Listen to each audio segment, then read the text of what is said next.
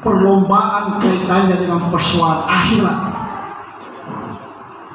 Kalau perlombaan kaitannya dengan persoalan dunia, bisa saja kita mengalah. Mungkin dengan mengalah itu kita bisa mendapatkan pahala. Contohnya misalnya kita berada di kereta api,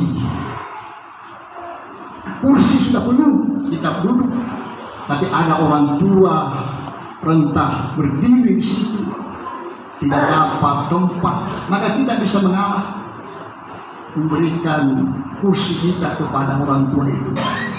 Atau ada orang hamil di situ, maka bisa kita kasih tempat duduk kita. Kalau dalam persoalan dunia bisa kita mengalah, tetapi kalau persoalan akhirat tidak boleh kita mengalah. Karena ini perintah dalam agama kita. Karena apa?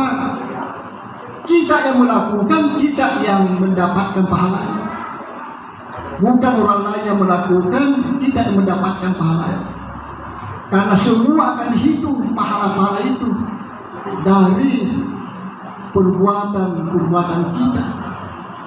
Sama dengan ini saf depan ini sebenarnya. Kalau di Arab Saudi itu ini menjadi rebutan saf depan ini. Dan apa di saf depan inilah diluarkan malaikat. Jadi tinggi nilai pahalanya di depan saf ini daripada yang di belakang.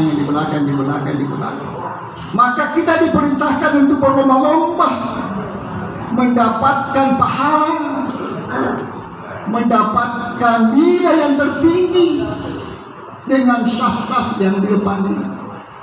Dan menurut ulama, kalau kita katanya sudah berada di depan saf ini, ada orang lain yang tidak mundur, haram katanya, karena tidak mengikuti perintah Allah berlomba-lomba di dalam kebaikan. Kita harus membedakan berlomba-lomba dalam urusan dunia dengan berlomba-lomba dalam persoalan akhirat. Karena apa? Karena kehidupan di dunia ini hanyalah sementara saja.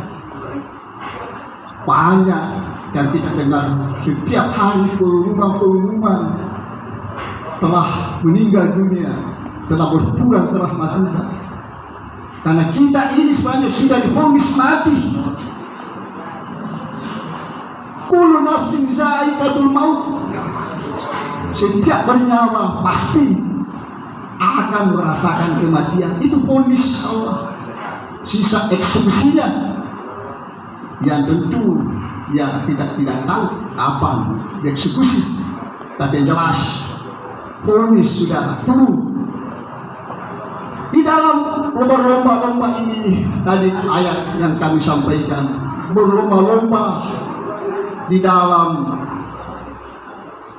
mencapai ridhonya Allah, ampunan Allah, dan berlomba-lomba untuk mendapatkan surga yang luasnya seluas langit dan bumi.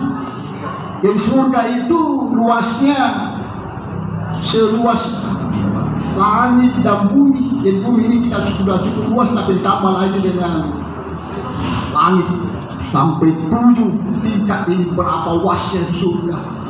Sedangkan di dunia saja ini sudah cukup luas ini, ditambah lagi dengan seluas langit dan bumi. Langit ini lebih luas lagi daripada bumi kita ini. Itulah yang diperuntukkan bagi orang-orang yang beriman kepada Allah SWT. Kemudian berlomba-lomba tadi surga. Kalau kita melihat hadis Nabi bahwa surga itu ada suatu kenikmatan yang tidak pernah dilihat oleh mata, tidak pernah didengar oleh telinga, tidak pernah terbetik dalam hati. Betapa dahsyatnya di surga. Di surga ada bidadari. Kalau di dalam surah Al-Waqiah itu disebut bahwa bidadari itu mempunyai mata jernih, mata yang indah. Ka'amsali lu'lu'il maknun jasa'an bima kanu ya'malun la yasma'una fiha lagwa wa la tasima illa qilan salaman salaman.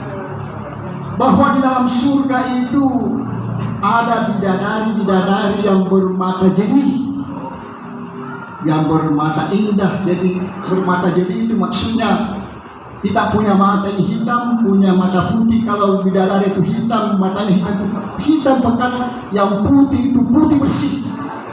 Kemudian matanya lebar, indah sekali.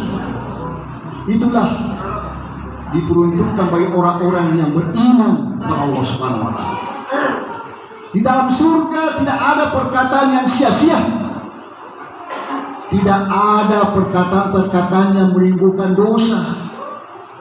Yang ada hanya salam dan salam, perkataan saling memberikan kebahagiaan, kehangatan.